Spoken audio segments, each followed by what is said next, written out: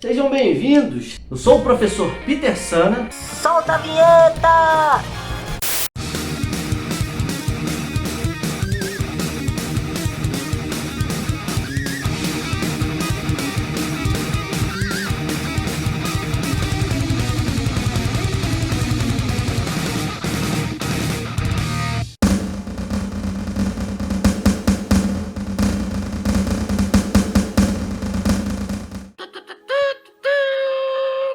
Rocket, gravando. Olá pessoal que acompanha a gente aqui hoje nessa live. Estamos com um assunto muito interessante.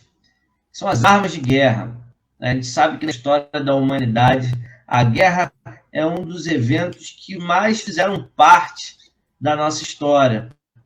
Muitas guerras decidiram pela vivência ou pela derrocada de algumas civilizações. Outras civilizações surgiram a partir de divisões causadas pela própria guerra.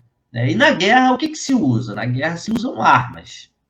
E é dessas armas que a gente vai estar tocando um pouquinho mais especificamente hoje nesse nosso encontro aqui. Vitor, se apresenta aí para a galera. Boa noite para quem está ao vivo, bom dia e boa tarde para quem vai ver depois. Vitor Hugo, né, como o Peter falou aí, somos amigos de infância. Hoje eu sou estudante de História, né? O Vitor, ele é um cara que sempre se interessou por armas de guerra, por equipamento de guerra. Tanto que a gente, na nossa adolescência, brincava muito com ele sobre essa... A gente viu uma arma aí, Vitor, aquela ali é uma arma tal. A famosa PT-36, que na verdade é uma plataforma, e a gente brincava como se fosse um modelo de arma. Né? A história da humanidade, ela fez usufruto de muitas armas rústicas, mas às vezes armas que a gente para pensar, caramba, por que isso foi construído? Né? Qual o objetivo da construção da arma X? Né? E isso dá muita margem para a literatura, né? Para os filmes, explorar suas armas de guerra e diversas outras armas, né? Armas de destruição em massa, algumas armas de controle interno, né? Armas não letais, armas letais. Isso tudo tem um contexto histórico que surgiu lá nos primórdios da humanidade. Né? Desde que a humanidade se entende por comunidades, pequenas comunidades, as primeiras cidades, os primeiros conglomerados urbanos, né, eles já tinham determinados usos de armas, até para a própria sobrevivência. É claro que a gente vai falar hoje de uma coisa muito mais específica, mais adiante, dos nossos tempos mais atuais. Mas isso tem um contexto histórico. A gente tem o início, a gente tem a evolução humana acompanhando todo esse processo, né? O polegar opositor, o desenvolvimento disso. Tudo isso a gente vai falar aqui agora. Vitor? Bom, primeiro falando sobre a arma, né? O que é uma arma, né? Ela é um instrumento, né, que te auxilia na defesa ou no ataque. Basicamente, a arma é isso, né? E como surgiram as armas, né? Como as armas surgiram? Primeiro, na necessidade de caça. As primeiras armas de guerra, elas são oriundas de instrumentos de caça, né? As flechas, as lanças.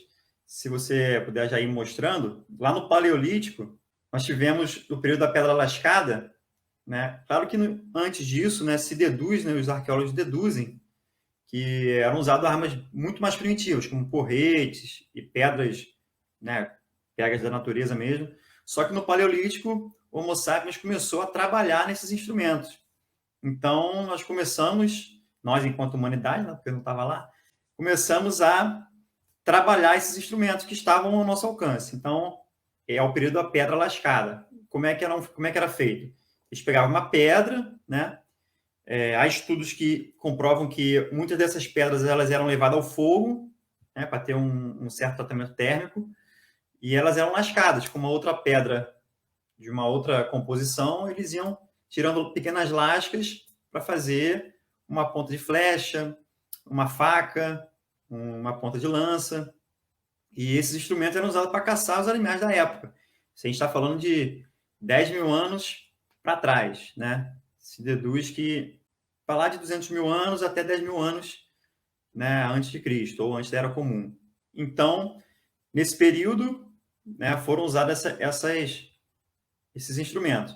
O primeiro registro que se tem de grupos lutando contra outros grupos, né, é num lago no Quênia. Estudantes lá do Quênia, né, arqueólogos, e eles encontraram umas ossadas, né, acho que eram umas 20 ossadas, e com sinais de luta e com fragmentos de armas dessas do período neolítico, né?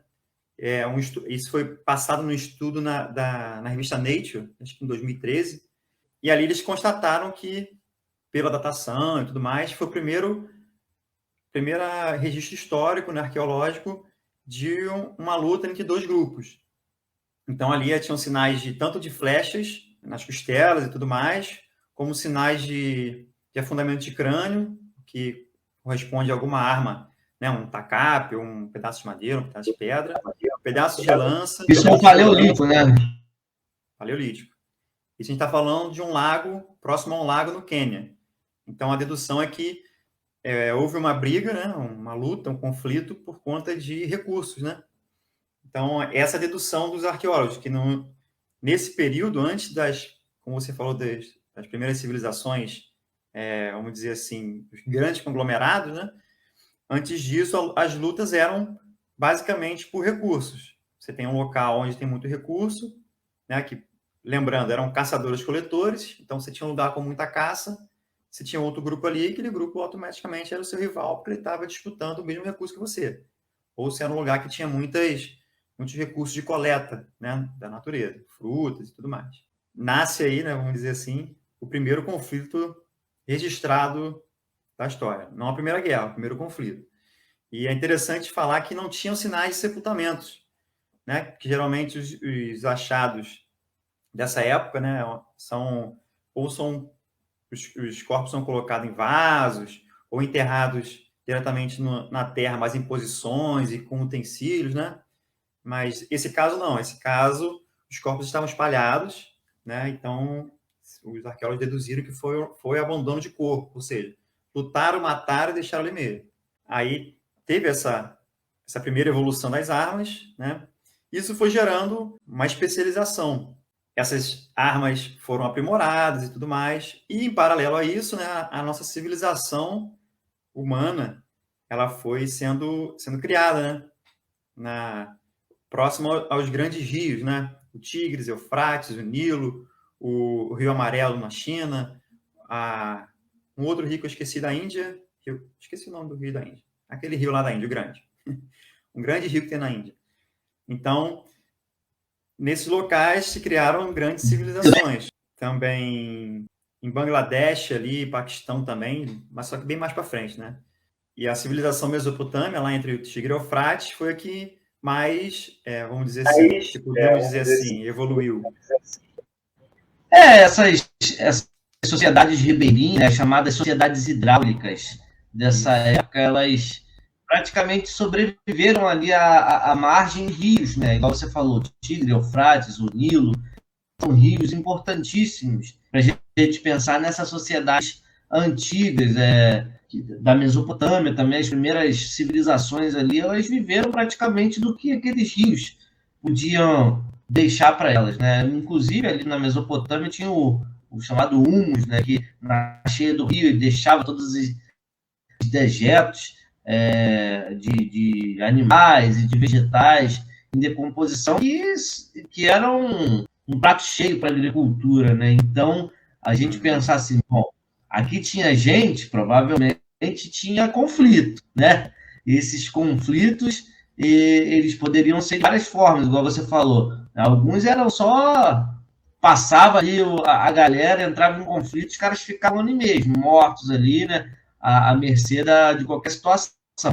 Isso aí. A gente pode ver isso naquele filme Guerra do Fogo. Não sei se o pessoal que está assistindo aí já viu. A Guerra do Fogo é basicamente isso, né? O pessoal lutando ali por recursos, né? Bem nesse período mesmo que a gente estava citando. Bom, aí como a gente falou da Mesopotâmia, né? Ali, você falou do rio, do humus e tudo mais, teve uma outra evolução ali também, que foi a irrigação, né? Eles aprenderam a puxar pequenos córregos que vinham lá dos rios para alimentar a sua plantação.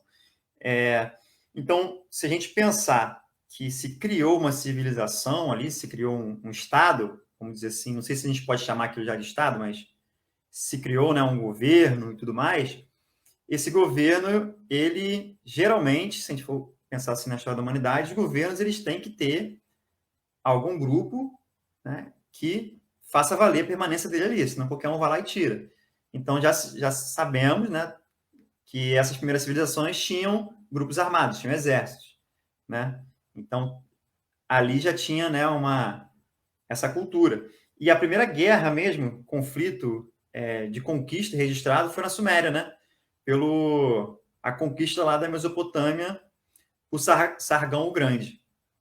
Nessa época ainda já tinha, né, o conhecimento de alguns metais, e essa foi a evolução natural do Paleolítico, né, para o Neolítico.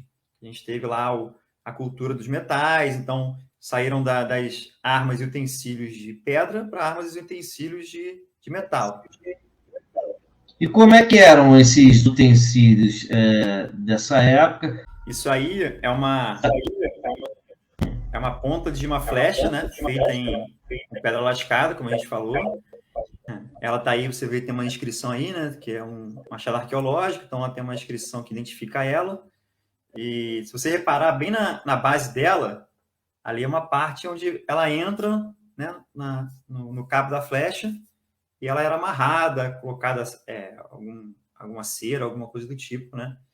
Então, foram achadas muitas flechas desse tipo, muitas pontas de flecha, nos sítios arqueológicos e também nas ossadas, né? Algumas ossadas de animais grandes, mamutes, elefantes, animais... É interessante falar, existia uma maneira particular de fazer essas ferramentas por um povo que veio lá da Ásia para a América, que era o Clovis, né? Os Clovis eles tinham uma maneira específica em fazer esses instrumentos. Então, a teoria dos Clovis, né, o Peter deve conhecer, com certeza, diz que esses povos vieram lá pelo Estreito de Bering, onde hoje é a Rússia, para a América do Norte, e de lá povoaram a América do Norte até, basicamente, ali o que a gente entende como México, hoje. Claro que isso aí já foi... Essa teoria, a princípio, ela era dada como absoluta, de que eles foram os primeiros, mas já caiu por terra. Tanto pela Luzia, né, foi descoberta aqui no Brasil, como por algumas pesquisas de DNA dos povos ameríndios. Você podem reparar que tem uma cera ou alguma coisa que passaram ali, né, para poder fixar a linha, ou o cordão, ou o que seja que passaram ali. Isso é uma ponta de uma lança, também de pedra lascada. Cada buraco, entre aspas, que você está vendo aí, foi feito por uma outra pedra, né, com uma consistência mais dura, e foi aquele trabalho lá de ir lascando e arrancando pedacinho até ficar nesse formato. Se a gente for tentar fazer isso hoje, né, na primeira vez, a gente vai ver que já tentei fazer uma vez brincando, é muito difícil. Então, era uma habilidade, né? Uma habilidade que vinha da prática de muitos anos. Então, quando a gente pega assim, um achado arqueológico de uma ponta dessa, foi feita por uma pessoa que tinha uma prática de anos, né? A gente não sabe ainda se existiam pessoas específicas, né? Porque, a princípio, essas profissões, vamos dizer assim, né? Elas só surgiram com o sedentarismo, né? Com os homens plantando tal, e você podendo ter o estoque suficiente para o ócio, né? Que aí você tinha as profissões mais desempenhadas e tudo mais. Esse aí, o nome é difícil de falar, Atlatal, algo assim. Esse aí é uma ferramenta que é um lançador de dardo, também do Paleolítico. Ele tem uma haste em que você encaixa o seu dardo, a sua flecha ali, e você empurra essa base, tá vendo? Na segunda imagem aí do cara jogando. Você usa essa haste para impulsionar o dardo, né? Então ele atinge uma força maior do que uma lança. Também tinha a funda também. Bom, essa aí é uma espada dos sumérios, né? Lá da Mesopotâmia, no período da Idade do Bronze.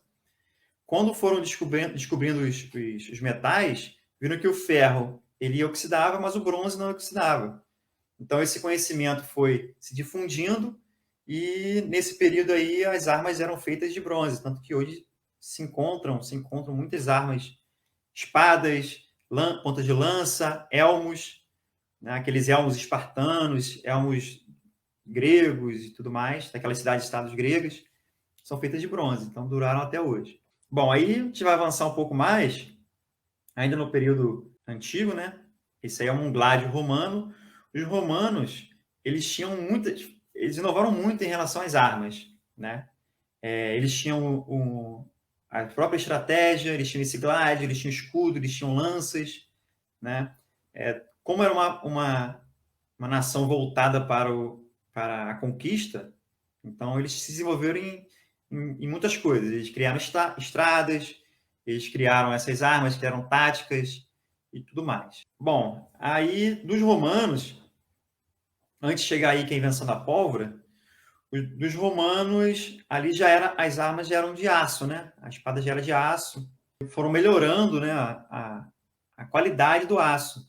Então você tinha as espadas dos povos bretões, dos povos saxões, dos vikings, né, dos povos escandinavos, e cada um deles tinham maneiras de preparar parecidas, só que com um resultado final diferente.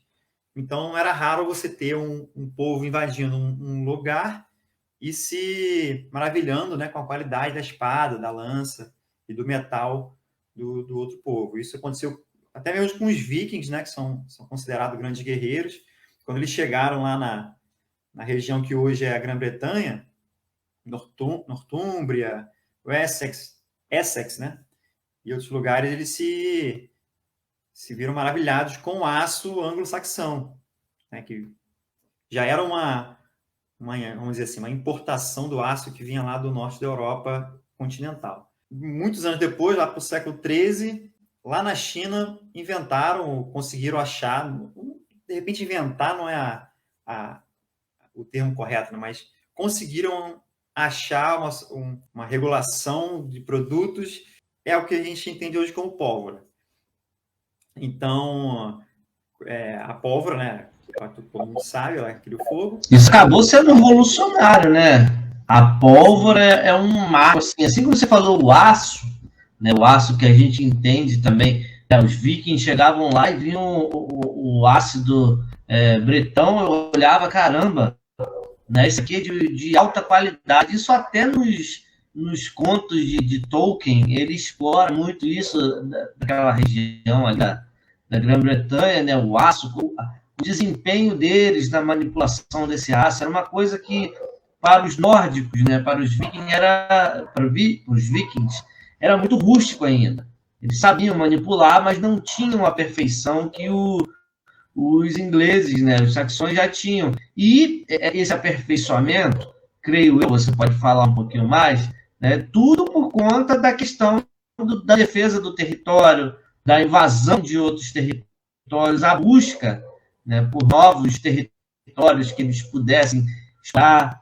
Os próprios vikings buscavam não só o saque, né, mas também eles buscavam se estabelecer para plantio, para agricultura. Então, o desenvolvimento das armas também tinha a questão de ampliar, né, igual você falou dos romanos, um dos maiores impérios da nossa história. A gente tem o Império Mongol e tal, mas o Império Romano ele foi um império muito vasto. E se a gente considerar a amplitude de influência que a Europa teve com o Império Romano, a gente percebe assim, bom, as armas eram importantes, mas não só esse tipo de arma, né? As armas que se acoplavam à cavalaria, né? Os carros de guerra. Acredito que você vai falar um pouquinho também sobre isso, né? Aqui mais à frente a gente já tem avião, submarino, mas lá atrás, né, você tinha um cavalo e você tinha carros acoplados a esses animais, você tinha outras questões também que se misturavam a esse emaranhado de aço, de madeira. Sim, sim. Você falou dos carros, né? Bem lembrado. Quando se não me engano, os acadianos, eles conquistaram o Egito, né? Eles usavam carros de combate. Os egípcios aprenderam com eles a usar esses carros em que eram bigas, né, que falam, né? Era um carro de combate puxado a cavalo e em cima deles ficava um arqueiro ou alguém arremessando lança, né? Os faraós, quando eles iam para a guerra, eles iam nesses carros de combate, né? E era assim, era uma tecnologia também bem avançada, porque você tinha que trabalhar a madeira para ela ter aquela curvatura, né? Eram placas sobrepostas, você tinha que ter um sistema de uma roda, né, que aguentasse o tranco assim, né, de uma guerra. Você tinha que ter um treinamento para você atirar as flechas e as lanças com o movimento. Então era, né, isso dependia de quê? De aprendizado. As catapultas também. Mas isso é um pouco depois. Isso já é bem depois. Aí vamos voltar ali para a pólvora. Lá no século XIII, século IX, né? No século IX, descobriram a pólvora. Logo depois, o homem, como é um bicho malandro, já descobriu que poderia usar aquilo contra o outro. Nessa imagem aí, se você for reparar, praticamente um fogo de artifício. Tá vendo? O formato. Então era isso. O uso da pólvora não demorou muito, mas o primeiro uso dele não foi letal. Aí, na imagem seguinte, a gente pode ver uma ilustração do que foi a primeira arma, né, de fogo conhecida, que era feita com bambu. Ela, claro, né, ela era usada só uma vez e ela era arremessada pedras. Eles arremessavam pedras, a pólvora, pedra, tá vendo? Tinha um pavio que acendia, né? E tem registro lá na história chinesa sobre os primeiros usos, né, dessas armas. Só que não tinha muita, apesar de além de não ter muita precisão, não tinha muita utilidade como arma fixa dos exércitos, porque primeiro que rachava o bambu, obviamente, e segundo que o tempo do cara carregar, né, ali ainda era muito rústico, então ele dava o primeiro tiro e continuava com as outras armas, com o arco, com a flecha, com a lança, com a espada. Nessa época já existia a besta, né? Tanto no Oriente quanto no Ocidente, lá na Europa. A besta era o quê? Era um arco colocado numa base, né, em que você tinha uma velocidade maior do projétil, que no caso é a flecha. Então, daí surgiu. Aí, então, esse conhecimento, né, é bom de falar o seguinte: o conhecimento ele vem de duas formas. Ou você entrando em contato com os povos, né, que fazem divisa com você, ou por conquista, ou por comércio, ou também, em muitos casos, as tecnologias elas surgem de diferentes pontos sem ter o contato com outros povos. Por exemplo, na África, até pouco tempo não se entendia não se conhecia sobre a fundição de ferro, né, de materiais ferrosos na África, porque por conta da falta de contato de muitas dessas tribos, né, desses grupos, com o Ocidente conhecido, a Europa e também da Ásia, de onde surgiu o ferro. Mas recentemente descobriram que no delta do Níger, em outros locais, eles tinham acesso, eles tinham conhecimento, e mesmo sem ter contato com os povos da Europa. Então, é um exemplo desse conhecimento que vem naturalmente pela necessidade, pela observação da natureza e tudo mais. Então, só que a pólvora, né, como a China tinha lá a Rota da Seda, tinha um comércio, esse conhecimento foi se difundindo. Então, não demorou muito, chegou na Europa. Na Europa, Idade Média, né, os reinos disputando e tudo mais. Depois teve... Aí é uma nova etapa, né? Você sai de uma coisa mais rústica e entra massacre, assim, coordenado por armamento, né? Quem tem a maior condição de se armar. E aí, quando a gente fala de se armar, gente, não pensem só nessa arma, não. Vocês pensem nos escudos, né, no material que o guerreiro utilizava, né, na armadura, né? Isso tudo influenciava. E é interessante, você falou bem, né, desses outros armamentos. E o interessante a gente falar também que, de acordo com a evolução dos armamentos, outros armamentos vão ficando obsoletos. Por exemplo, quando você tem uma cavalaria, né? Uma cavalaria pesada, mas você tem uma artilharia, né? Por exemplo, quando você já tem os canhões, as formações de cavalaria ficam obsoletas. Quando você tem os canhões, você tem os castelos, a proteção dos castelos fica obsoleta. Tá entendendo? Vou dar um exemplo aqui. Tem uma imagem aí. Já no final da Idade Média, você teve lá a conquista de Constantinopla, né? Os otomanos, eles cercaram Constantinopla, só que Constantinopla tinha aquela mentalidade medieval da proteção via castelo. Então, eles tinham uma muralha praticamente indefensável, né, para os meios de cerco da época. Quais eram os meios de cerco da época? Era a catapulta, o ariete, que eram ferramentas de guerra usadas contra castelos de pedra. Só que, lá em Constantinopla, eles fizeram uma defesa muito forte para resistir a esse tipo de armas de cerco, entendeu? Catapultas, ariete e outras ferramentas que agora o nome fugiu. Muita coisa. Então, o que o Maomé II, o que ele fez? Já tinha esse conhecimento da pólvora, já tinha os canhões rusticamente, né, fabricados. Ele mandou construir essa aí que é a bombarda otomana, ou canhão turco, também é conhecido. Se você ver, ele tem duas partes. Essas duas partes são roscadas. Ele mandou construir esse canhão, se não me engano, onde hoje é a Hungria, lá no leste europeu, para levar até Constantinopla. Então, essa arma possibilitou a conquista de Constantinopla, entendeu? Porque ela destruiu as muralhas que eram intransponíveis até então. Então, é um exemplo do que eu estava falando. As muralhas, os castelos, depois que inventaram o canhão, né, ficou obsoleto.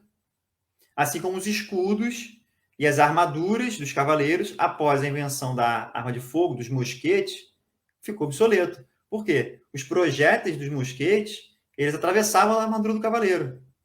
Então, não tinha sentido, né, você continuar com exércitos. Claro que não era o exército inteiro, né, eram os cavaleiros, era quem tinha condições financeiras de ter uma armadura.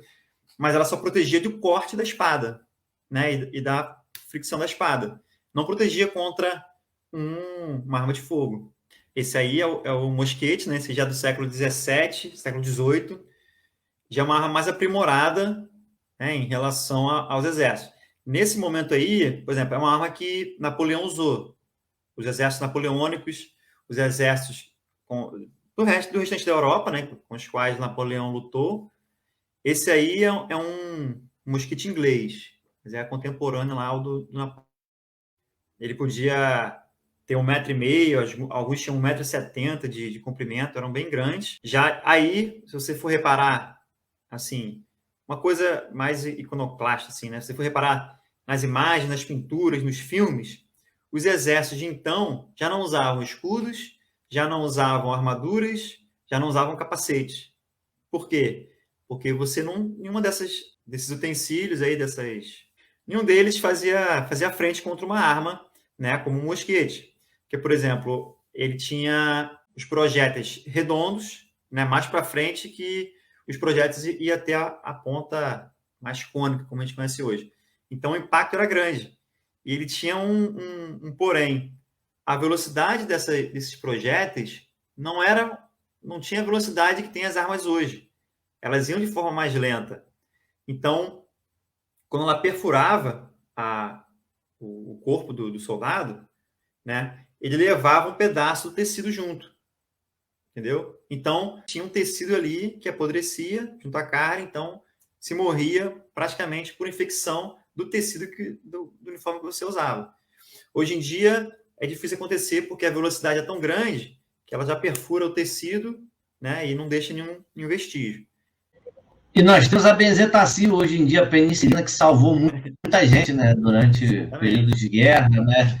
Aí, no século XIX, nessa época aí das guerras napoleônicas, né, teve esse cara aí, um prussiano, um oficial chamado von Clausewitz. Ele foi o cara que idealizou, né, botou no papel o que era a guerra de então, né? Os conceitos de guerra. Claro que outras pessoas já tinham escrito sobre a guerra, né? Você tem a arte da guerra, do Sun Tzu, Você tem outros escritos também esporádicos, só que ele fez... O que Clausewitz fez? Ele condensou o conhecimento que se tinha da época, né? E ele fez esse tratado possibilitando o ensino da arte da guerra, entendeu? O ensino nas academias dos exércitos regulares de então. Nessa época ali, final do século XVIII, lá no século XIX, até o século XIX, foram as guerras napoleônicas e logo em seguida vieram as criações dos Estados Nacionais Europeus, né? Então, essa criação dos Estados Nacionais, como você tinha falado, a questão da proteção, esses estados tiveram que criar exércitos permanentes. Por quê? Até então, na Idade Moderna e na Idade Média, os exércitos eram por convocação. Quando tinha uma guerra, você era convocado, né, para poder atuar lá de acordo com a política do país que você vivia. Só que, com a criação de Estados Nacionais, se viu a necessidade de ter exércitos regulares. Não que não existisse antes, já existiam, mas não da maneira como a Europa desenhou ali. Então, Clausewitz é o grande teórico da guerra moderna, né? Ensinado nas academias e tudo mais. Esse aí é um exemplo da evolução do mosquete. Esse já é um fuzil, né? É um dos primeiros fuzis, é o Martin Henry, que é conhecido como MK1, que é o modelo número 1. O Martin Henry é um fuzil inglês, né? Se você reparar que tem uma alavanca ali embaixo do gatilho, mais para trás do gatilho ali, que ele faz aquele movimento igual daquelas armas do Velho Oeste, né? Que ele faz assim para baixo para poder recarregar. E ele foi também uma grande evolução, porque ele é a base, né, do fuzil de hoje, né? Do fuzil que gerou o fuzil de assalto que é usado hoje. Então, quando você entra na Primeira Guerra, você vai entrar na Primeira Guerra, você vai ter uma outra evolução, né? Que é, no caso dos ingleses, esse é o Mark I, tem o Mark II. Os ingleses entram na Inglaterra na Primeira Guerra com o Mark III. Mas vamos falar depois um pouquinho. Bom, essa aí foi a grande revolução, né, da infantaria no final do século XIX, início do século XX. Essa é a metralhadora Gatling, né? Ela é manual, ela tem uma manivela. Quem viu o filme O Último Samurai, né? Tem uma parte que eles usam essa metralhadora. Ela tem o carregamento das balas, dos projéteis das balas, e é uma alavanca que vai girando e, ao mesmo tempo, acionando as balas. Então, depois dela, né, isso aí ela foi usada em algumas guerras contra os índios, nos Estados Unidos. Se não me engano, na Guerra dos Boeres, lá na África, também foi usada. Em alguns conflitos pequenos ela foi usada. Só que aí veio o aperfeiçoamento. O aperfeiçoamento foi essa aí, a Maxim. A Maxim, ela não foi a única, né? Mas ela foi uma das primeiras também. Ela já era automática. Como assim automática? Na Gatling, você tinha o acionamento por manivela. Era a manivela que girava os diversos canos e a alimentação dos projéteis no cano. Se você vê lá, ela tem vários canos, mas a bala, o projétil, só saía por um, né? Então, a cada giro acionava uma. Essa aí não. Essa aí foi uma tecnologia que acho que a Maxim foi a primeira a ter isso. Que ela usava os gases da combustão do projétil para acionar uma mola que carregava a próxima bala. Ou o próximo cartucho, próximo cartucho, que é o termo certo. A gente fala bala, mas próximo cartucho. Então, quando aí na câmara ali estourava, jogava o projétil para frente e esses gases eram aproveitados para acionar uma mola, que essa mola ia para trás, né, e alimentava o próximo projétil e já essa mola voltava acionando ele para atirar. Então, se você reparar também, o cano dela é bem robusto, né? Você imagina, pô, a bala desse tamanho? Claro que não. Aquilo dali é o quê? Ela tinha o cano onde passava a bala e como qualquer contato, né, de ferro, qualquer contato entre o aço, ele esquenta. Então, essa parte da frente, da metade para frente que você vê, é um tubo de água. Entendeu? Ou outro, poderia se usar outras coisas também, de água para refrigerar. Era uma arma refrigerada a água. Então, o atrito do projétil com o cano esquentava o cano, que era de aço também, de metal também. Então, essa água ela mantinha refrigerada. Entendeu? Para não aquecer demais a ponto de estragar a arma. Então, você vê que tem um tamborzinho aí, que é do líquido, e existem vários relatos de soldados na Primeira Guerra que, durante a batalha lá, na falta de líquido, eles urinavam dentro desse tambor para poder refrigerar a arma. Para você ver, né, cara, são inovações que vão surgindo com a demanda da guerra, né? A própria demanda da guerra, ela vai criando novas possibilidades de uso para essa arma, né? Para você ver essas adaptações. Eu estava vendo um documentário sobre a Segunda Guerra Mundial e eu vi que muitas bugigangas, né? Bugigangas eram feitas a partir dos próprios das armas que já existiam, né? Pegavam um carro de guerra, um tanque desse de guerra, né? E fazia com que ele funcionasse de maneira híbrida, que ele pudesse funcionar como se fosse um sapo. Ele funciona na terra e funciona na água, né? Então, essas difusões de tecnologias, elas também serviam para outras coisas que, posteriormente, seriam usadas na sociedade, né? Coisas que foram descobertas. Isso aqui serve para isso, dá para fazer uma arma assim assada. Mas isso também me dá respaldo para criar um outro equipamento que pode, por exemplo, melhorar a qualidade dos nossos carros, criar um equipamento que a gente possa ver, né, nossas células, e a partir dessas necessidades eles criavam novos mecanismos, igual eu estava vendo, eles jogavam uns bonequinhos que de longe pareciam gigantescos, jogavam uns bonequinhos de paraquedas, bonequinhos desse tamanho assim, né? O tamanho de uma cabeça humana, um pouquinho maior às vezes, o tamanho de um braço, e ele jogava, as pessoas saíam correndo, metralhavam e tal. E para vocês verem que, às vezes, a estratégia de guerra ela funciona para um ganho dentro da própria guerra, a partir do conhecimento do inimigo, né? E aí surgem também essas bugigangas, que eu falei, que elas também vão ser criadas a partir da experiência da guerra. Então, a própria experiência da guerra serve para reforçar, quer seja os mecanismos de criação de outros utensílios, de outras armas, ou de mecanismos simples que podem ser utilizados, simples entre aspas, em outras coisas, mas que seriam etapas fortíssimas a serem cumpridas para a fundação ou para a criação de um equipamento mais robusto ou mais útil em determinado conflito, não é? Sim, sim. Perfeito, perfeito. O contrário também.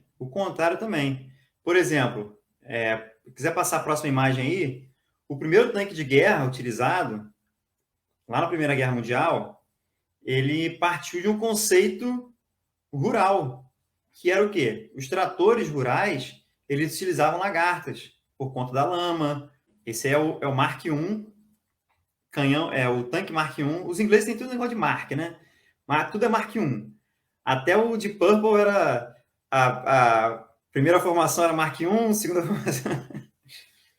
Aí, você vê, ele não tem rodas, ele tem lagartas. Essas lagartas, como eles estavam criando um veículo capaz de andar pelo lamaçal da terra de ninguém e das trincheiras, eles viram que no meio rural, lá na Inglaterra, já tinham os veículos com lagartas, os tratores.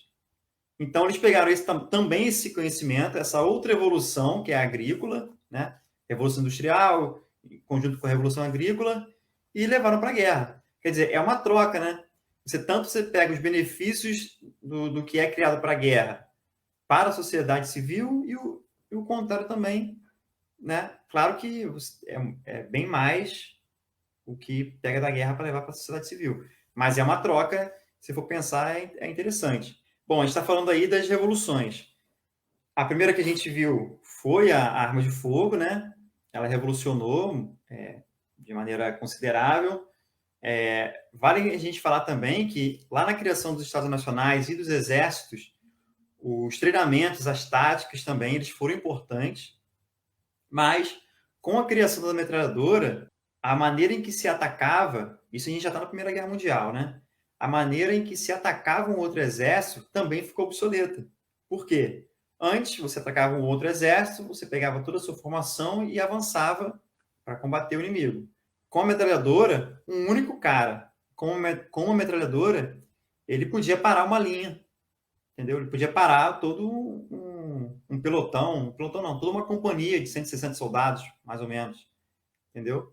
Então, você botava uma fileira com 10, 20, 30, 50 metralhadoras, você impedia que o inimigo avançasse. Mais uma vez, a evolução fez com que o método passado ficasse obsoleto. Então, as formações, as cargas ficaram obsoletas. Ainda se usava na Primeira Guerra a cavalaria. A cavalaria, ela ficou obsoleta na Primeira Guerra. Você já viu o filme, Peter, Cavalo de Guerra? Então, tem uma cena em que eles vão fazer, inclusive o ator que está nessa cena é o cara que faz o Loki dos Vingadores. Eles vão fazer uma carga de cavalaria contra os alemães, e os alemães usam a metralhadora e a cavalaria é dizimada. Entendeu? Tem um outro filme, é bom falar de filme que fica bem ilustrado, né? Um dos primeiros filmes do Mel Gibson, Galípoli, não sei se você já viu. É um filme muito bom, em que tem uma cena em que eles vão avançar e são dizimados, né? Uma parte lá do exército. Não é um spoiler, porque a Primeira Guerra é isso mesmo. Eles são dizimados pela metralhadora e não avançam. Então, é bem isso mesmo. E uma outra inovação é o que está ali, é o avião. Nesse caso a metralhadora, ela serviu para determinar, de fato, a vitória, né? Porque, imagina, uma cavalaria contra uma metralhadora não tem chance nenhuma, né? Imagina uma frente de fileiras, escadinha, né? Imagina num morro, assim, uma escadinha de metralhadora, uma outra em cima e a outra no topo. Imagina aquilo ali, um terreno favorável, né? Esse morrinho. Imagina aquilo ali descendo fogo para dentro de uma cavalaria. Coitado dos bichinhos, né? Os cavalos que foram muito dizimados nessas guerras. Às vezes... Então, outra inovação na Primeira Guerra foi a utilização de aviões, né, como armas. Não foi o primeiro conflito. Tinham registros de uso do avião, se não me engano, num conflito entre os Estados Unidos e o... Como é que foi? Eu acho que foi foi contra os zapatistas, no México. Né? Os americanos usaram o avião para observação, para ver onde estavam as tropas do Zapata e tudo mais. Só que, na Primeira Guerra, esse uso ele foi, né, muito difundido. E aí, esse exemplo aí é um triplano, né, que pertenceu ao Barão von Richthofen, o Barão Vermelho. Né, foi um ás bem famoso, né, um cara famoso na Primeira Guerra, talvez o mais conhecido, né, piloto da Primeira Guerra Mundial. Essas tecnologias que a gente está falando, o avião, a metralhadora, a gente falamos do tanque, também vamos falar da artilharia, elas foram possíveis por quê? Por algo que o nosso amigo von Clausewitz, lá no final do século XIX, lá no século XIX, ele falava, que era o conceito de guerra total. O que é guerra total? É o Estado, né, ele colocando todos os seus recursos, todas as suas energias para a guerra. Quando a Alemanha, o Segundo Reich, quando o Império Britânico, quando o Império Austro-Húngaro, o Império Otomano, o Otomano ali já era, ainda era o Império Otomano. Quando eles pegaram todos os seus recursos, todas as suas energias e botaram para funcionar para a guerra, então eles tiveram condições de aprimorar as técnicas e os armamentos e as tecnologias de então. Então foi o avião. Já existiu o avião? Já existia. Então vamos inventar um avião que joga bomba. Vamos inventar o avião que luta contra o outro avião. Vamos inventar o avião que tira foto das trincheiras inimigas, entendeu? Nós temos uma trincheira transponível, então vamos criar um gigante de aço, que é um tanque, para entrar lá na trincheira inimiga. Vamos, no caso da artilharia. A artilharia já existia por muito tempo, só que ela foi usada de maneira até então inimaginável. Eram bombardeios, por exemplo, quando eles iam iniciar um ataque, eles já ficavam dias bombardeando as trincheiras inimigas, entendeu? E poucas horas antes, ainda tinha um bombardeio mais intenso. Então eram muitas bombas, muitas. Inclusive, um canhão muito famoso foi o canhão Krupp, lá na Primeira Guerra. Bom, outra arma foi o lança-chamas, né? Quando você invadia uma trincheira, né, você tinha que lutar contra o inimigo. A gente está falando dos avanços da tecnologia na Primeira Guerra Mundial. Metralhadora, canhões, aviões, tanques. Só que muitas coisas ali ficavam obsoletas. Por exemplo, quando você ia atacar o inimigo e as duas exércitos se encontravam, né, nem sempre você podia usar o avião, a metralhadora. Então, o que os soldados faziam? Usavam pás afiadas, usavam porretes com pregos, entendeu? Usavam sabres, espadas. Por quê? No combate corpo a corpo, ele tem mais mobilidade do que um fuzil, tem mais mobilidade do que uma metralhadora, entendeu? Então, quando você invadia a trincheira inimiga, você precisava de algo que te desse mobilidade para você poder atacar o inimigo. Era uma faquinha, né, uma pistolinha. Era uma coisinha pequena que desse para arrebentar o cara ali na hora. Né? Isso. As pás, aquelas pás pequenas, não sei se você já chegou a ver uma pá pequena que o exército usa, eles afiavam a pá. Eles afiavam como se fosse, e aqui era uma lâmina. Entendeu? Faziam porrete Inclusive, de madeira. No próprio tanque tem uma pazinha ali do lado de fora, né? Talvez por essa... Para servir várias coisas. Claro que a pá também serve para cavar, né? Jogar alguma coisa, mas na pior das hipóteses, você pega aquilo ali e aquilo ali passa a ser uma arma de guerra por necessidade, né? Exatamente. Então você tem os museus da Primeira Guerra, principalmente os britânicos, eles têm ainda lá expostos lá os porretes, tudo que você podia pegar na mão, os caras aprimoravam para matar o inimigo. E dessas armas era o lança-chamas. Por quê? Você tinha um alcance maior do que uma arma de mão, né, comum. E, por exemplo, quando você entrava na trincheira, você tinha os abrigos. Então, para você, imagina, você está numa trincheira inimiga, você vai entrar num abrigo todo escuro, você não sabe quem está lá dentro. Até você entrar, você pode ser morto. Então, você ia na beira e, lança-chamas, queimava todo mundo. Joga tudo. E o interessante é que antes eu achava que esse lança-chamas era como se ele queimasse um gás. Mas eu percebi que ele joga um líquido e esse líquido ele cai e ele continua inflamando, né? Ele continua pegando fogo. Não é uma coisa que só joga fogo, o fogo tocou e parou de jogar. Se não continuar jogando fogo, ele não continua pegando fogo, não. É um líquido que, eu não sei, de repente eu posso explicar melhor. O líquido sai e ele é jogado numa árvore, por exemplo, aquilo ali vai começar a pegar fogo. Se joga numa pessoa, aquela pessoa vai ficar toda melada com aquela coisa para poder pegar fogo. Certo? Mais ou menos. Na Primeira Guerra, ainda era eles usavam o líquido inflamável, um cilindro, e um outro produto no outro cilindro. Então, juntavam esses dois produtos, ficava uma substância bem mais inflamável, só que não é que ela grudava. É que, por exemplo, se você está com a gasolina em qualquer superfície, até ela parar de queimar, ela vai queimar por um tempo.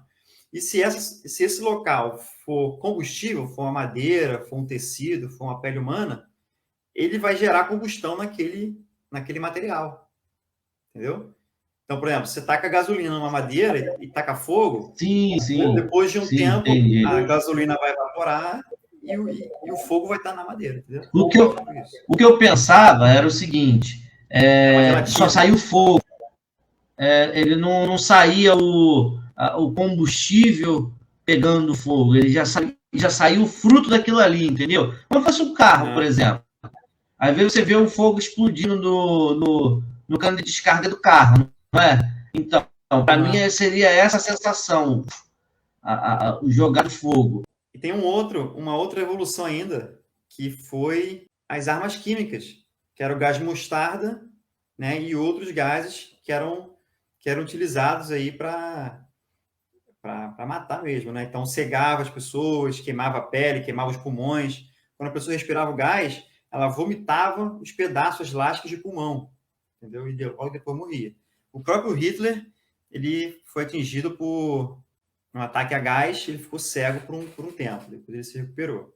Aí, como a gente falou, né, a Primeira Guerra ela terminou, e as consequências da Primeira Guerra, como o Peter também já sabe, gerou a Segunda Guerra Mundial. Então, na Segunda Guerra Mundial, eles aprimoraram todos os avanços da Primeira Guerra Mundial. Então, a gente vai ter lá, quando Hitler invade a Polônia, né, em agosto de 39, primeiro, né, para quem não sabe, ele anexou a Áustria, algumas regiões da Tchecoslováquia, e em 39 ele invade lá a Polônia.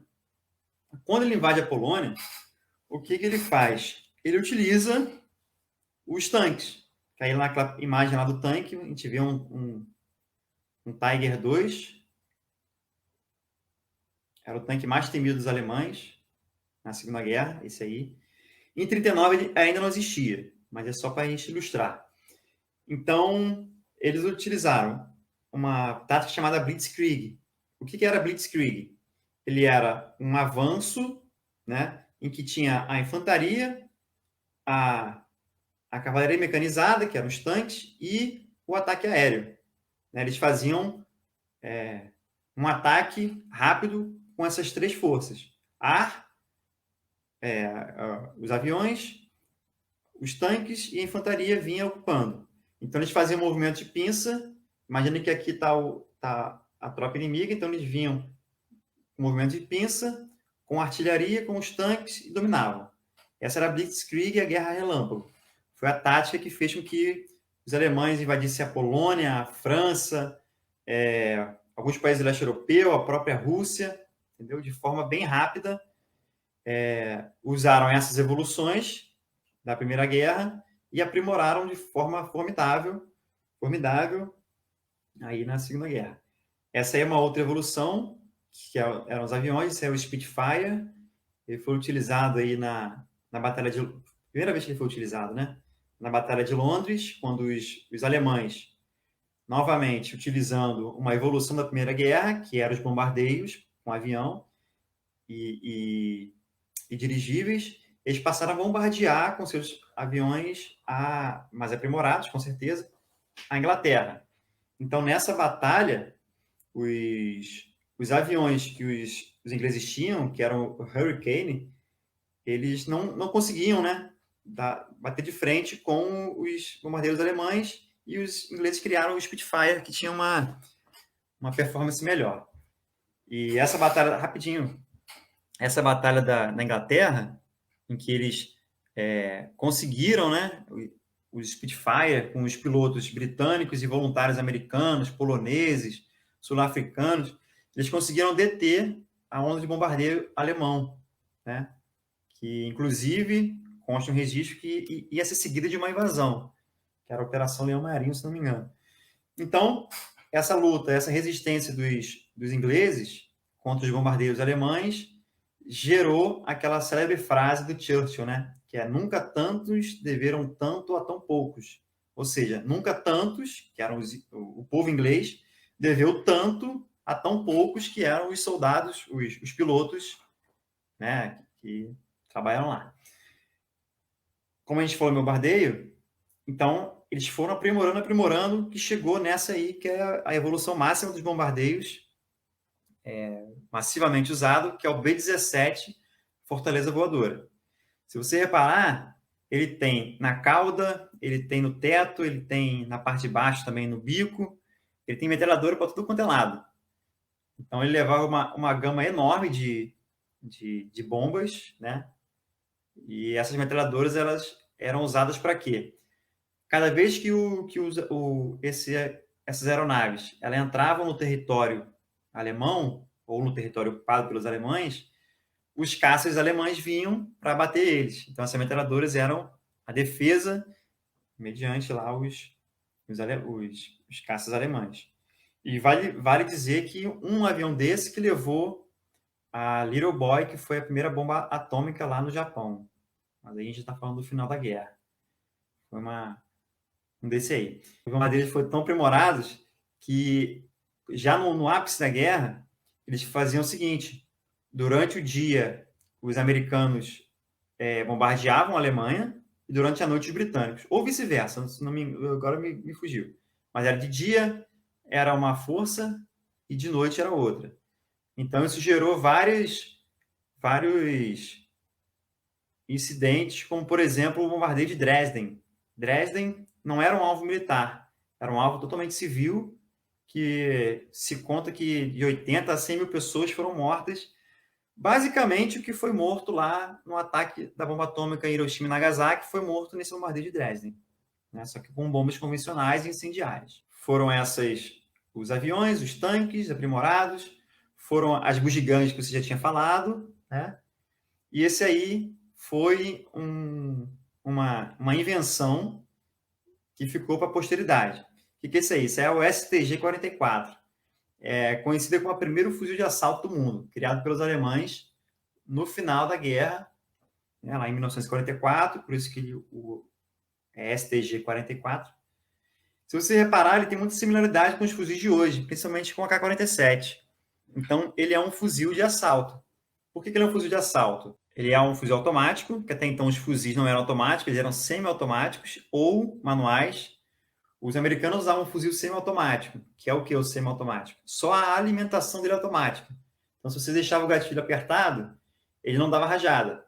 Se você deixava o fuzil americano, que era o M1, o gatilho apertado, ele ia dar o tiro, tum. Depois ele ia dar outro tiro, tum. Entendeu? A alimentação dele era automática, mas não dava rajada. Esse aí era um fuzil que dava rajada. Ele tinha uma precisão específica, um calibre específico, todo um conjunto de coisas que faziam dele um fuzil de assalto. O que é um fuzil de assalto? É um fuzil que te proporciona um poder de fogo, né, e uma capacidade de munições para você poder ir lá e tomar de assalto, né, as tropas inimigas. Então, ele foi o pai, vamos dizer assim, do AK-47, que foi um fuzil criado pelos russos logo depois da Segunda Guerra. Os russos, então, criaram o AK-47, aí a gente já está no final da guerra, né? Outra inovação que mudou radicalmente a história da humanidade foi a bomba atômica. Os americanos, eles estavam sofrendo muitas baixas contra um inimigo que estava muito radical, muito fanático, que eram os japoneses lá no Teatro do Pacífico, na Segunda Guerra. Então, eles resolveram usar uma bomba atômica. A bomba atômica, a bomba nuclear, ela já vinha sendo estudada desde o início da guerra, né? E com o ápice da guerra, ela foi injetaram mais recursos, né? Aprimoraram, inclusive se fala de cientistas alemães que foram levados para finalizar o projeto, porque a Alemanha também estava com um projeto desse. No final da guerra, foi uma disputa, né, entre os russos e os americanos para pegar os cientistas alemães. Então, você tem prisioneiros alemães que eram do alto escalão da ciência alemã que iam para a União Soviética viver como rei, porque os caras tinham conhecimento tão profundo da física, que eles viviam lá como se fosse um governante. Acabava sendo útil também, né, Exatamente. Pro outro lado. Não, exatamente, é por isso que eles eram bem tratados. Enquanto o soldado comum passava fome nos gulags da Rússia, o cara que trabalhava no laboratório, ele era bem tratado. Por quê? Aquele conhecimento ia vir para a gente. Mesma coisa os americanos. Então, eles criaram lá com o Projeto Manhattan, a bomba atômica, né? E com a bomba atômica, eles fizeram duas coisas. Conseguiram fazer com que os japoneses se ajoelhassem, né? Que era uma... O que acontece? Naquele momento, lá em 45, os americanos já estavam às portas do Japão, né? Então, eles vinham enfrentando uma resistência fanática pra caramba dos japoneses. Eles já estavam na ilha de Okinawa, que foi um desembarque de homens e equipamentos maior que o dia D. Viram que ali, cara, não iam conseguir conquistar o Japão por terra sem uma perda enorme de soldados americanos. Então, o que eles fizeram? Com a bomba atômica, eles... E também mostraram para os russos que eles eram uma potência a ser respeitada. Porque ali já iniciava o quê? A Guerra Fria. Uma demonstração de força desproporcional, né? Ali. Ficou muito claro que eles queriam mostrar para os russos ali no Japão, ó, isso aqui, a partir de agora, é influência nossa. Né? Já é uma luta por área de influência. Tanto que em seguida a gente já vai ter ali as Coreias entrando em confronto, já confrontos bem sangrentos, né? A gente vai ter depois Vietnã. Mas, enfim, isso aí que você falou. Aí teve a guerra do Vietnã, teve a guerra da Coreia. A Coreia foi 5 anos depois da Segunda Guerra. Inclusive, os equipamentos, as armas de guerra eram as mesmas, né? Que estava muito recente ainda, né? Então, a grande evolução foi na Guerra Fria, foi a bomba atômica, né? As armas nucleares e a capacidade de colocar essas ogivas em um míssil de cruzeiro, que é um míssil que poderia ir de um continente a outro, que é o quê? Uma evolução dos mísseis alemães, né? As bombas voadoras V1 e V2.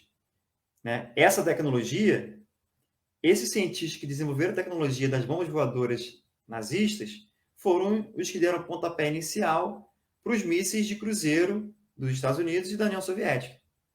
Entendeu? Como a gente estava falando, né? Esses caras foram usados lá para poder...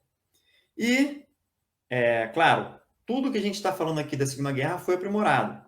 Os tanques, as armas, tudo mais. Então, o que a gente tem hoje, até ali final dos anos 70, era evolução, era um aprimoramento das armas da Segunda Guerra Mundial. Uma outra evolução que foi os aviões invisíveis.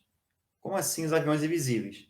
Os aviões que eles eram invisíveis aos radares. Então, esse aí é um F-117, um dos primeiros. Ele era invisível ao radar, ou seja, quando ele invade um país para bombardear, os radares não conseguem detectar que é um avião. Eles acham que é um pássaro de grande porte, um urubu, uma coisa do tipo. Então, esses aviões foram utilizados para quê? Para as guerras cirúrgicas, ataques cirúrgicos. Não só eles, como outros aviões também convencionais. O que eram os ataques cirúrgicos? Você tinha uma capacidade de acertar um alvo inimaginável. Você consegue acertar uma janela, entendeu? Da altura de um avião desse, uma altitude de cruzeiro, você consegue acertar uma janela. Mas também tu destrói o quarteirão inteiro. Tem mulher, tem criança, tem civil inocente, vai morrer também. Então, na Guerra do Golfo, lá em 91, foi o ápice dessa guerra, porque além dela ter sido televisionada, toda a invasão ao Kuwait, ocupada pelos iraquianos, foi televisionada, você tinha câmeras na ponta dos mísseis.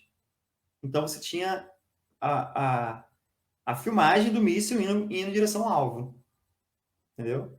Então, era um ataque cirúrgico. Você sabia muito bem, você não precisava bombardear um bairro inteiro para matar um líder ou para pegar uma tropa. Você ia certo, né? Claro que com as informações da inteligência, você ia certo.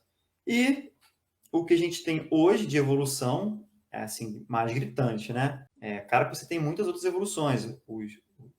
Os equipamentos dos soldados, óculos de visão noturna, tudo mais, assim, helicópteros, você tem muitas coisas. Só que, como eu falei, né, a gente não tem um tempo hábil para falar de tudo. Eu ficaria a noite toda aqui. Então, o que a gente tem hoje de tecnologia utilizada é isso aí, são os drones. Os drones são equipamentos não tripulados, aeronaves não tripuladas. Os Estados Unidos, por exemplo, você tem os drones que são pilotados por operadores nos Estados Unidos. Então, a gente tem recentemente aí o ataque lá ao Talibã, que na verdade matou vários civis, algumas semanas atrás. Esse ataque foi feito por um operador que está nos Estados Unidos. Tá entendendo? É a guerra moderna, contemporânea, é isso. você não precisa estar lá para poder causar dano ao inimigo, entendeu? Então, essa tecnologia aí se difundiu, vários países têm drone, inclusive o Brasil, a polícia brasileira tem drone, entendeu? Claro que não com esse poder de fogo que os americanos têm de bombardear, mas de localizar. Você tem drones com GPS, com visão térmica. Teve uma briga entre traficantes e milicianos no Rio de Janeiro, em que os milicianos estavam usando drones com visão térmica para ver se os traficantes estavam na mata, entendeu? Tá nesse nível.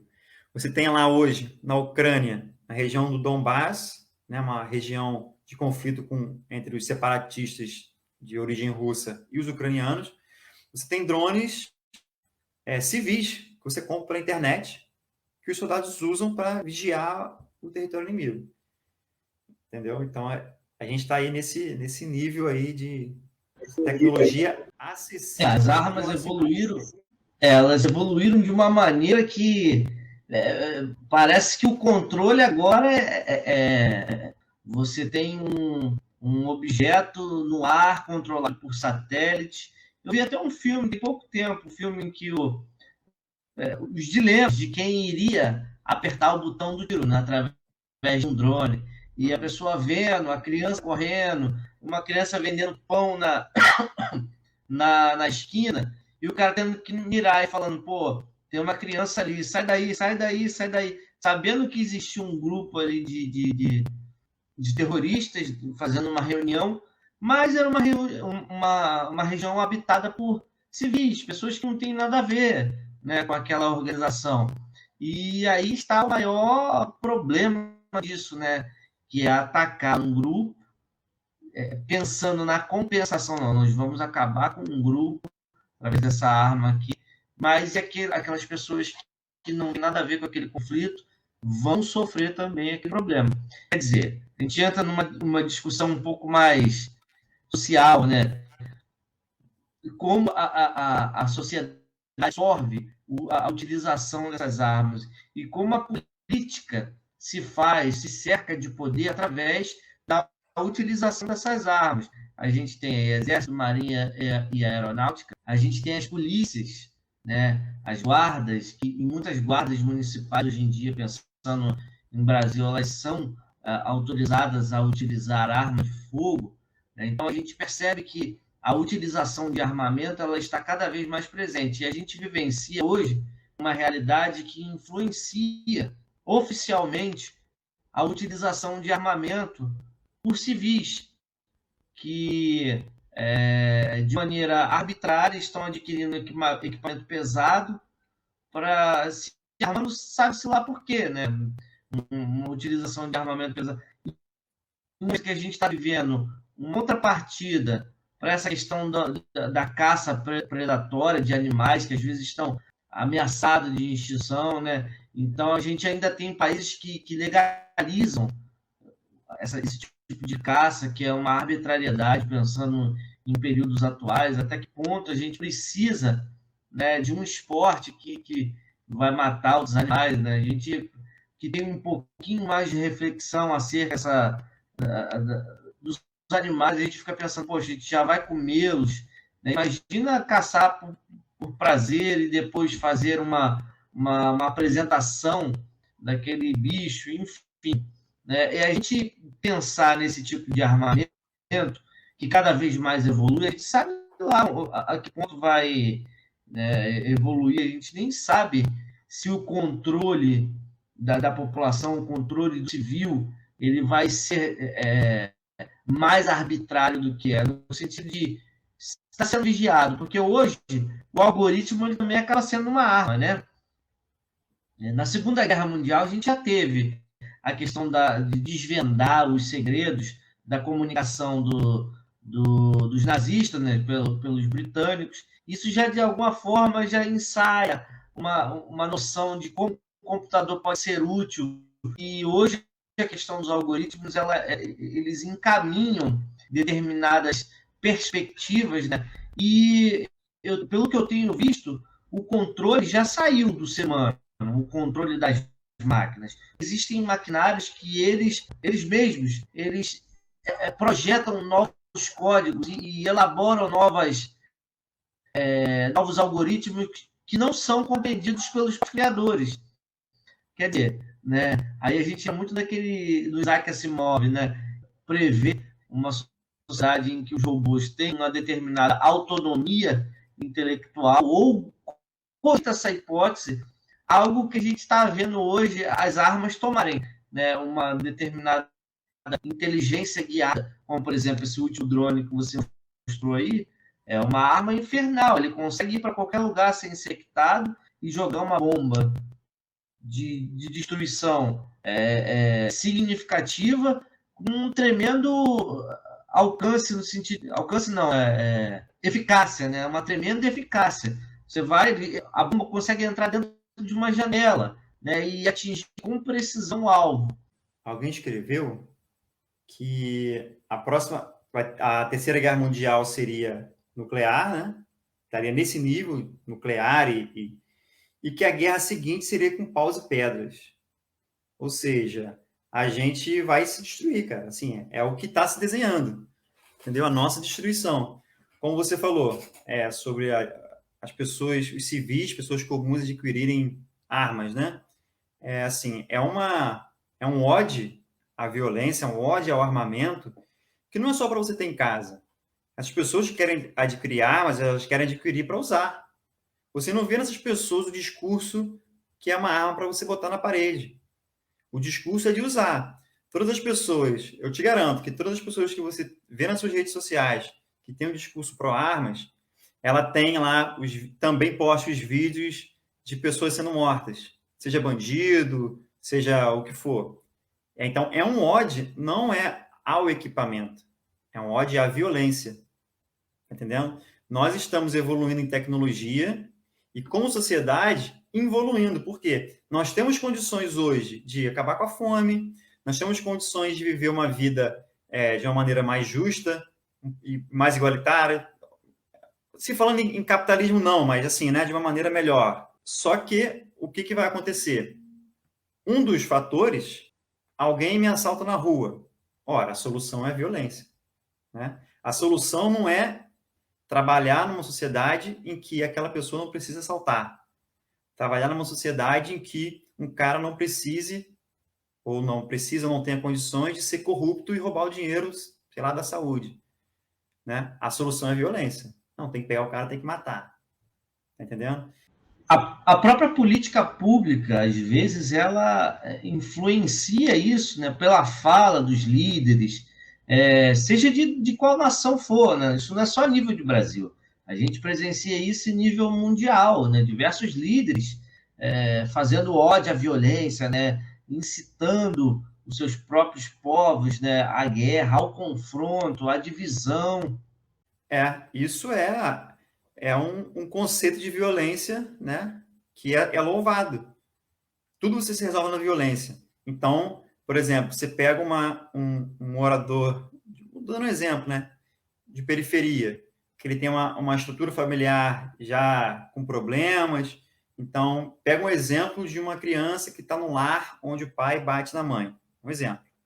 Então, ele aprende desde criança que a solução dos conflitos é a violência.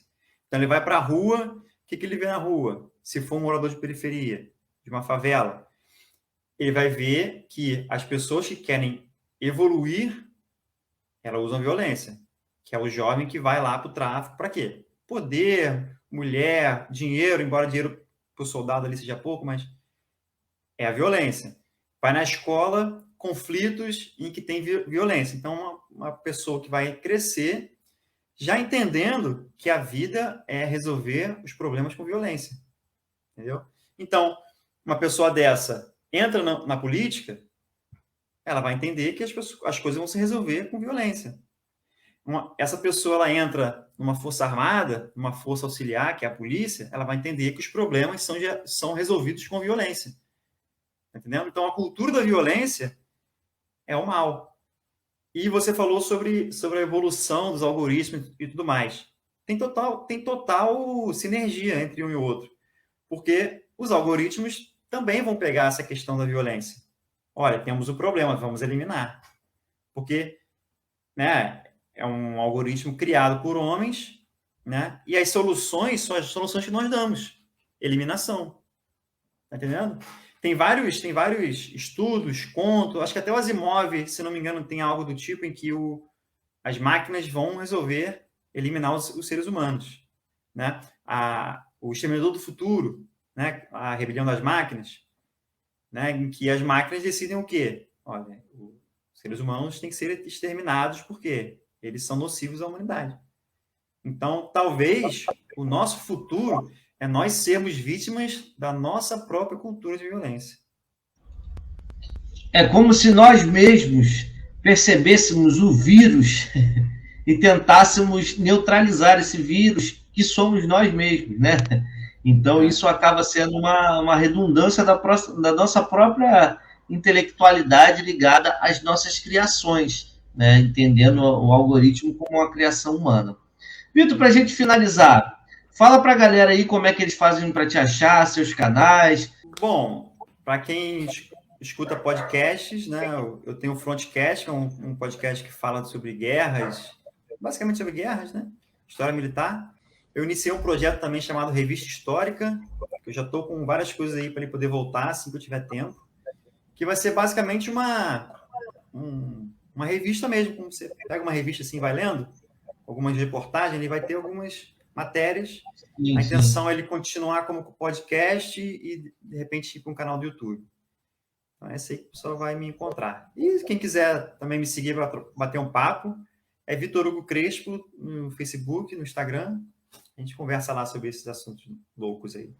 Galera, recebemos essa fera, o Vitor, meu amigão. Galera, muito obrigado pelo acompanhamento aí. Vitor, muito obrigado pela sua participação. Até mais, pessoal. Até mais, Peter. Grande abraço a todos. Galera, espero que vocês tenham gostado do vídeo. Quem ainda não se inscreveu, aproveita para se inscrever no canal. Dá seu joinha no vídeo, comenta, compartilha com aquela galera que você conhece.